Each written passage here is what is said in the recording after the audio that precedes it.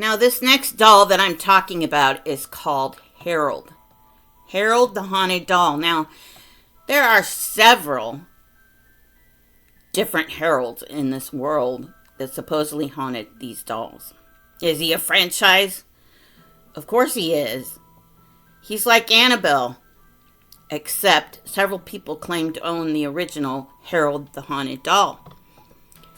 And I know at least two of them that I found in my investigations. Now, during these investigations, I do salt and I believe in evil just as well as I believe in good.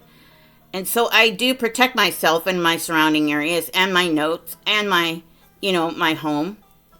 And as you can see, I tape in my house, so I want to protect everything I have and those who enter it and who are watching these videos. So it's very important to me to do all of that. I sage and I do all of the rituals that I need to do for protection. So if you are watching this, I'm welcome. Thank you very much for coming into my home, and thank you for watching the video. This is the 7th time I have attempted this video, and this tells you that I'm either, one, I'm completely ignorant about trying to tape videos, which is true, or two, this doll has had an effect on my equipment, and that could be true too. I'm no expert. I like to investigate things like this. And because I grew up just like most of these owners that own this doll, and on haunted objects or haunted items, on folklore, on ghost stories. I watched all of the ghost investigators on TV, and paranormal groups. I belong to the tarot community, and I do have tarot cards and things like that, and magic.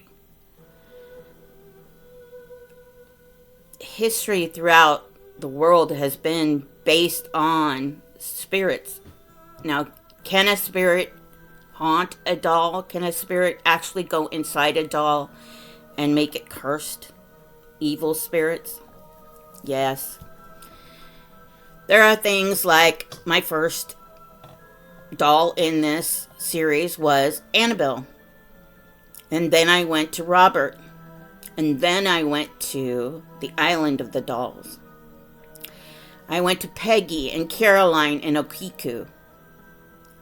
And this one is supposed to be the sinister doll of the world. The most sinister doll of the world. Now, that is up to you to decide if he is evil, more evil than the others that I've mentioned. Or could he be? Now, I also thought of the reason why maybe they call him the most sinister doll of the world is because people have actually made money on this doll. Yes, you could say they've made money on all the other dolls. They're in museums and you can't touch them. You can't come near them. You're not supposed to take pictures without asking, and you're not supposed to do all of the things that you're not supposed to do to any of the haunted dolls that are listed in my stories, my videos. Now, Harold, and notice that that's the first time I really mentioned him. Harold the doll was found supposedly in a basement in an old abandoned house. And he, of course, started to wreak havoc on his new owner. Now, the new owner, supposedly he had been passed around through owners until he ended up on eBay. Now, the story goes that the new owner's pet, beloved cat, died. He had ended up with a broken relationship. Love burns. Hey, people end relationships. pets die, but not until after he found Harold. Ended up with relationships, severe chronic migraines. Now, migraines are horrible. I know a lot of people have had them. And they sometimes can keep you in bed for days. Nauseous, sickness, illnesses, unexplained illnesses, until they got rid of the stall. Now, he never really said who the owner was. They gave his first name Vincent. And he claimed that that Harold was the doll from hell. He was actually the demon from hell. Now, a lot of investigators do not say things about demons and evilness, and they do not especially like to talk about them, because it does screw up your computers and it screws up your equipment, and it could bring on bad luck. And so before I do these, I protect myself and my home and my viewers by saying a prayer, burning sage, and salting the area, holding on to my crystals and my tiger's eyes. So yes, I do have my own protection plans. Now, for those who were watching this, I'm sure you believe in this stuff, as I do. And as we grew up, we did, like I said, we did bring on a sense of mystery, a sense of we have to find out the truth. Is this real or isn't it? Why question it? Why put that fear into our minds, and why do we have to face it? Curiosity killed the cat. No puns intended. But, yeah. Now this is, like I said, a true story, in the sense of telling the true story. Anthony Quinta was a man who grew up, like most of us, who grew up listening to ghost stories, and in 1989 he wanted to become a paranormal investigator because of Ghostbusters, I'm sure, because that came out. And we all wanted to be finding ghosts and having the proof of the afterlife and having the proof of spirits. He started collecting items like coins and haunted knickknacks, different things to add on to his haunted collection. And he found one day on eBay Harold the doll. Now, Harold was on eBay. I mean, you can really buy anything, I guess, on eBay. You know, that was the first doll, haunted doll, sold on there. And I'm sure it wasn't, but it was the first one that had to be told. Now, you can go into a house, and if you want to, you can ask the real estate agent, is this house haunted? What is the history behind this house? Has there been any strange things happening? Is it, and they have to tell you. They have to tell you by law. And if they don't, then you can back out on your contract because they didn't disclose it fully. Now that's strange, isn't it? So there is proof of hauntings, and there is proof of haunted objects and things like that. Now in Harold, is he a franchise? There's books about him. There's movies about him. Several people claim to own the original Harold the doll, and two I know of that I did in my research I found supposedly has him or had him, because my records only date back 6 years ago. Since then, in 2017, since 2017, he kind of disappeared. Nobody really knows where he's at or what has happened to him. Into all of these dolls. except maybe one that Jane Harris owns. Now, her Harold, she collected from an antique shop in 2013, and she has him going around the circuit, as they say. On several exhibits, she takes from each exhibit her Harold the doll for people to look at in the UK. Now, Anthony Quinta says his is in the United States or in, around my area to where you can go look at him. But he don't.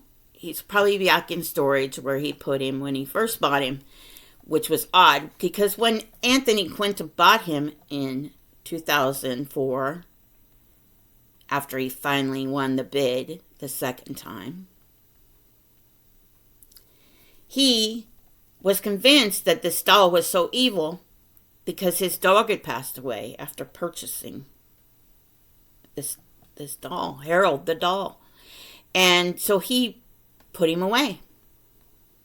Put him away in storage, away from him and his place where he lived and things like that, to try to ward off this evilness.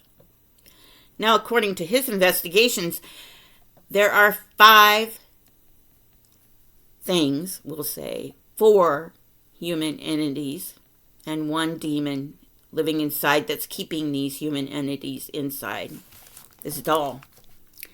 Harold was or is a doll who has 2 women, both sisters, one older, one younger, of course, and 2 male figures inside, one an adult male and 1 child, a boy, whom the boy child stays by himself and is hidden more or less away from this evil entity. The evil entity supposedly is in Quinta's books. And of course, Quinta won't say it out loud, but he will print it.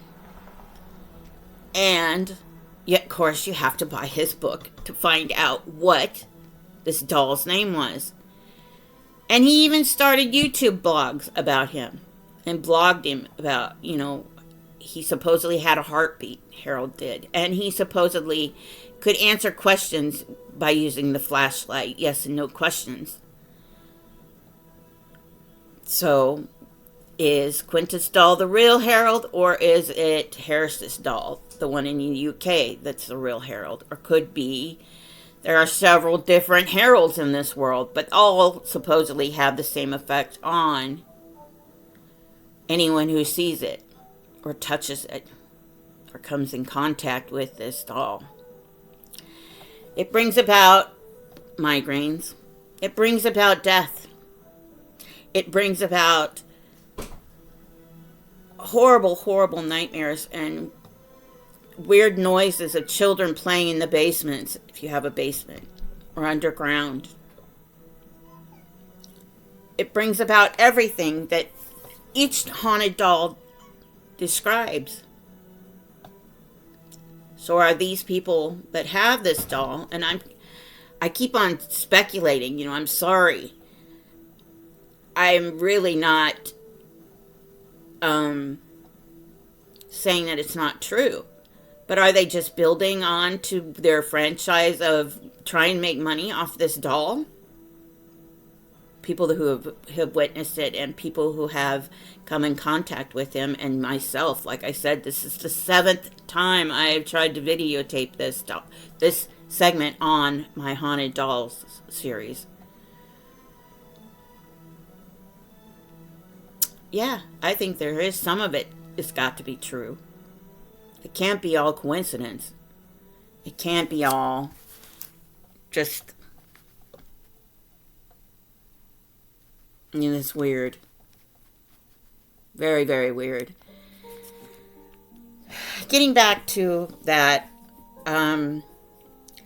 Quinta has done several books. Like I said, the one that stands out is The Son of Hell, or The Demon of Hell. And he has written up about it several times, and it's just strange how all of these dolls have the same effect on people. And I keep saying things like this, and I keep on saying. And I am not an expert. I'm not nothing like that. I'm a person who looks up stuff like that. And I'm a person who is interested in things. Now, if you're interested in anything that you want me to look up, I will. Just leave a comment down below, and I will do that. But the biggest thing about these things that I do look up is mostly about being scared. And that's why I called it Fear Friday. Now, there is one more doll that I would like to discuss. And I've discussed some of the horrific ones. Annabelle. Of course, you know her by the Conjuring franchise. The little Raggedy Ann who was sweet and innocent. And when I started this series, that's what I asked you. What makes a haunted doll? It's the spirits, of course, that are inside the vessel. But is it because we loved it so much while we had it, while we were little, that part of our spirit was put inside this doll? Could it be that the love and the caring that we've given it as growing up, like Okiku, who was inseparable with her little doll, and she even named it after herself. Her love, and when she was clasping onto the doll as she died, her spirit went inside her. That's what her parents believed. Could these dolls, these haunted dolls, somehow got some of our spirit after we passed on? Or after we left it in a basement somewhere, in storage somewhere? Were they pissed off because we left them in storage? Or we don't love them as much as we did when we were little?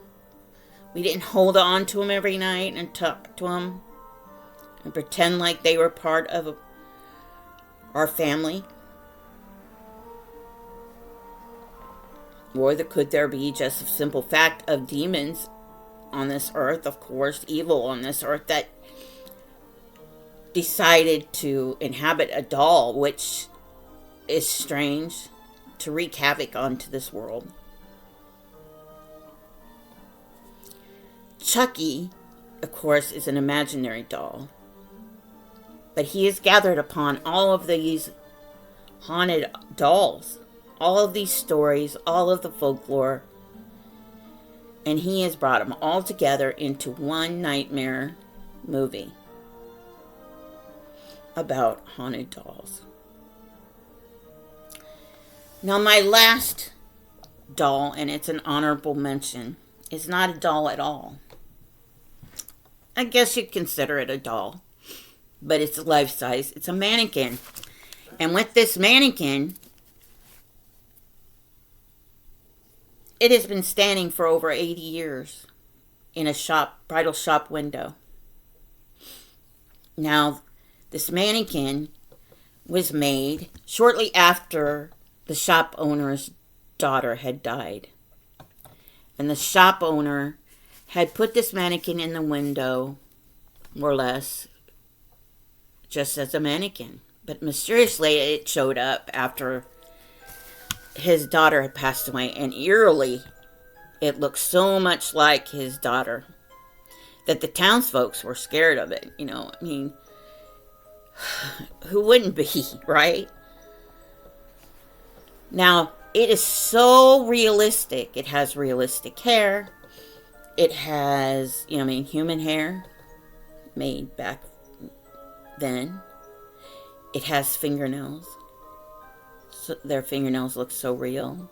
It has hair on its arm, like arm hair. You can see the little pores throughout the skin. And this mannequin has been standing in the window in Mexico, in this bridal shop, for over 80 years, like I said. And I would feel a little weird, weirded out. But there are several people, of course, tourists. It's a tourist attraction now. Several people have come. My nose is itching like crazy. Several people have come to Mexico, to the storefront, just to see this mannequin. And she's dressed in a bridal dress and so beautiful. And her name is La Pu, and I'm going to spell it out, Pascualita, Pasluda. And like I'm not an expert in Spanish, that's for sure, but I'm sure I mispronounced it wrong. But they come to see how the likeness is so much, and they want to see if there's any veins inside there, because they think that the shop owner actually kind of found some kind of way of mummifying his daughter, that it's actually a corpse in the window. Now, I don't know if you've all ever visited a wax museum, but they are so realistic that it scares you. And it's so cool, and you wonder how they make it look so realistic. Is it made out of wax? Is it made out of plaster and wax, to where it's sitting there and that's what's covering his daughter's body? You think that they would have made it take it down, and checked it out if that was the case. But there, she still stands, as far as my last research found, that for 80 years plus, she's been standing in that shop window. And of course, obviously, that they have passed this shop, the ownership of this shop, bridal shop, down through generation to generation. And that's where it comes back to, do we love something so much, so very, very, very much, to have a part of its soul, a part of it, be us? Thank you for watching Kindness and Light. If you like this and this series, please watch the other videos about the other haunted dolls, and leave me a comment on what you would like to see next time. I will be doing the Warrens, because I did a poll on my community page to where I asked my viewers what they would like to do. What would they like to see in further episodes or videos, and they wanted to do the Warrens. So 75% of you wanted to do the Warrens. So that's what I'm going to be doing, is the Warrens, and I want you to like and subscribe. Please put your comments down below on what you would like to see in the future. May you share some kindness today, or receive kindness today. May you shine your beacon of light to those that are in the dark. Peace.